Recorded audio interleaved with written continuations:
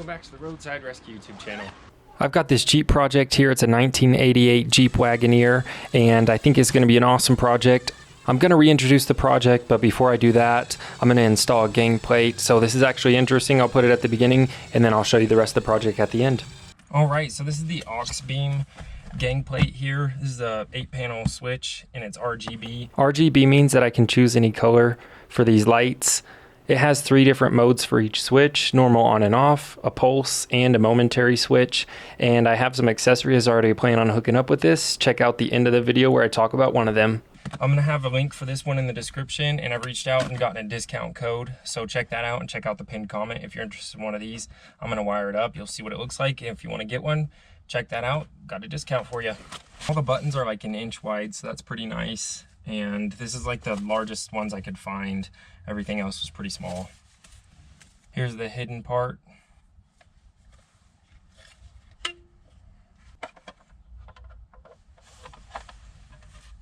It's actually pretty heavy duty. It feels like it's aluminum. Pretty good heat sink built into that. And yeah, looks like you can change your fuse size as well. Super nice. So far so good. Glad I went with this one. Mounting bracket. It's gonna be nice for this Jeep too. There's our RGB plate there. We have a main fuse here. Oh, this is nice. It comes with 10 feet of cord as well. 60 amp main fuse. Nice. This is a really nice fuse. Okay. Well, really pleased. This looks like a great kit. I'll show you what it looks like when it's installed, maybe a little bit of that process.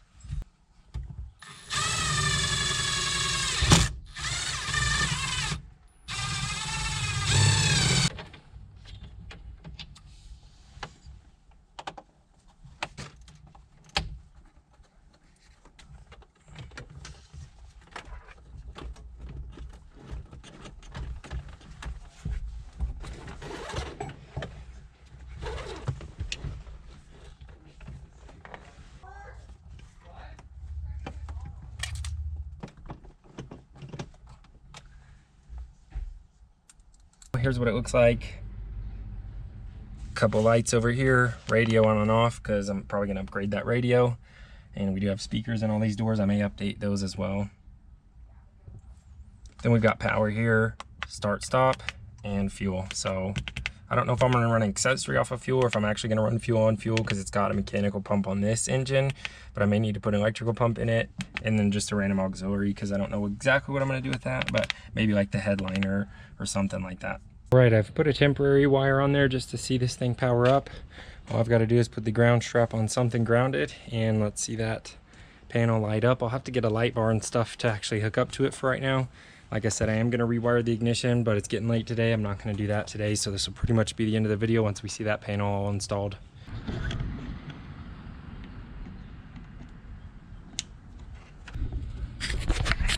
All right, there you go. We got that installed. It's looking awesome. Yeah, we just gotta set everything up. There's not even any wires going into it. Here's what it looks like. Pretty much just my janky wiring because I didn't have a standard fuse box in this old Jeep. So if you want to get one of these auxbeam kits, check out the link in the description, and let's see the rest of this Jeep and my plans for it. I've got some awesome ideas, and you can chime in with your own as well in the comments.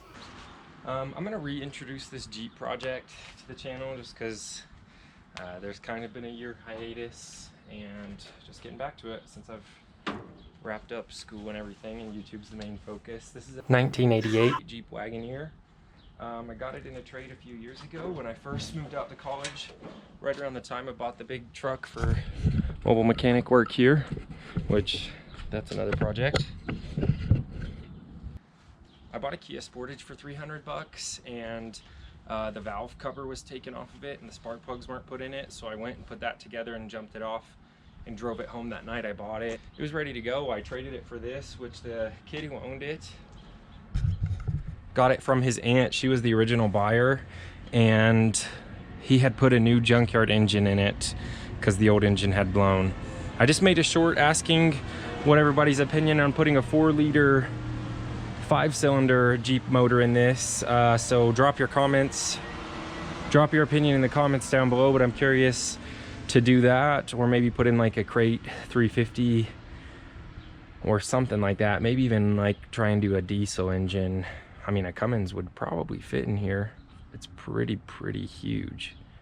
3.5, 4 feet from here to there, and I could honestly hide the radiator in here if I needed to. So maybe I'll try and do that. I know those get loud, and 4-cylinder diesels have a lot of vibration. Issues are I don't have the keys for this Jeep, and I tried to make a key for this Jeep in the passenger door over there, and I got that stuck in the key cylinder. So the original key for the Jeep is stuck in this ignition cylinder, way down in there. But actually, I didn't think that may allow me to just go ahead and turn the ignition with the key broken off in there.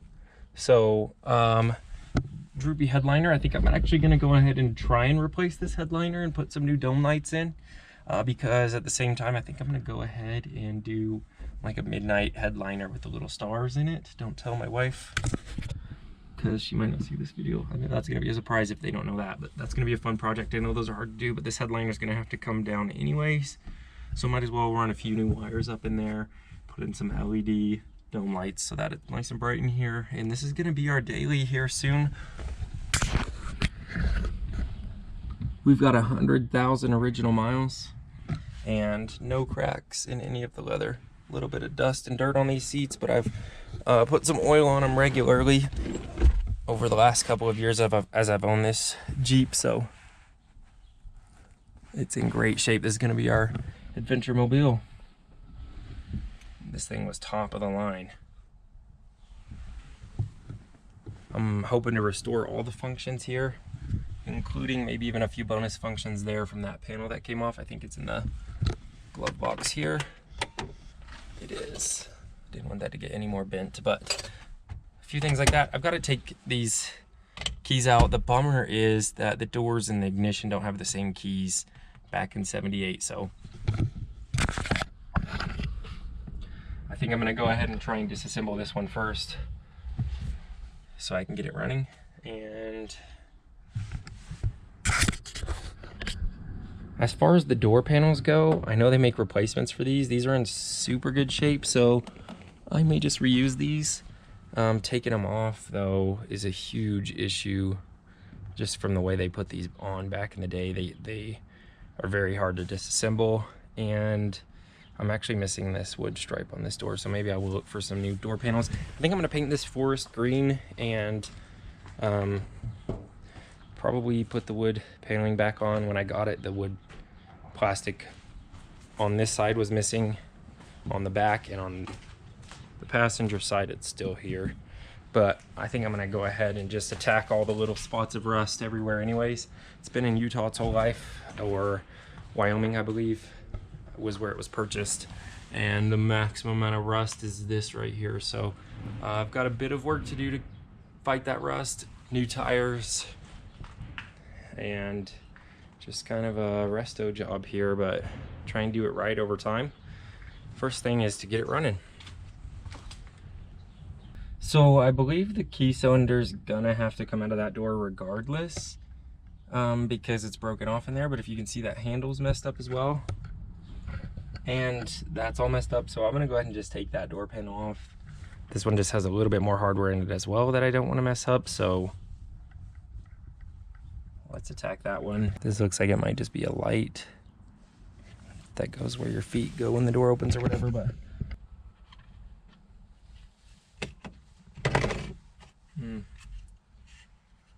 well, that's fine.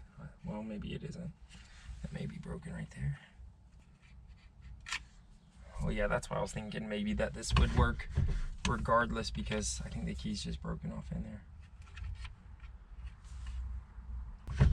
Okay, so since this will move by itself, I'm pretty sure that key may work. So let me see if this just turns with something in there like a screwdriver. Here's a pretty cool screwdriver for you. Oh, it'll turn a little bit. I think that might even try and start. Let's hook a battery up and see what this is doing. All right, so I've got this battery from a customer's vehicle and they bought a new one. And I was able to revive this one. I just returned a different one for the core. And they specifically didn't want to deal with it. They wanted a new battery, so I'm gonna put this one in since it took a charge and see if that's gonna try and start. Here.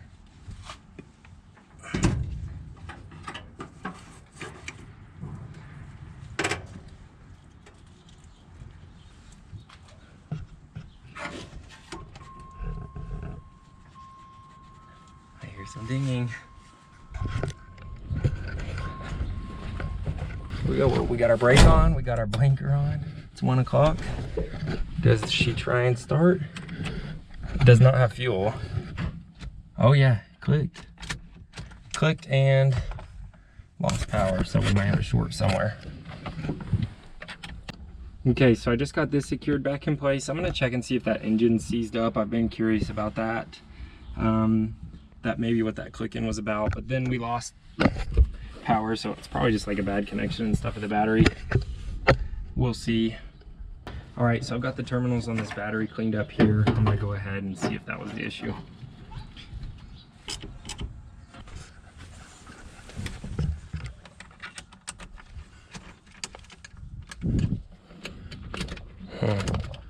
That was not the issue.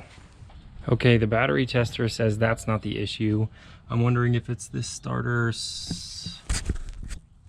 relay right here. I think I'm gonna rewire the ignition completely regardless. Just put everything into a gang plate, the ignition wise. So that'll just deal with that issue. That'll allow me to put accessories on the Jeep in the future and it'll all work off that same gang plate. So I'm just gonna go ahead and get one of those and install that. Yeah, so 12.6 volts.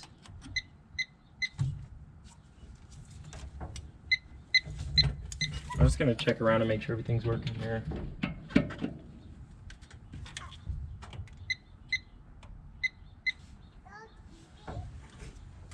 Oh, what do we have, a bad ground? 9.4 volts on the engine there. Bad ground. 8.8, yeah. I'm gonna have to figure out that ground issue. And I found the grounding problem. This wire just wasn't even hooked up to anything, so I just ran ahead and bolted it up to the exhaust manifold for now. And again, I suspect changing the motor before I do anything. But if not, I'll just move that down to the starter or something. It's pretty short wire. So that's it for now. We'll see you on the next episode. If you want to help out, donate at the links in the description and subscribe. Thanks so much for the support.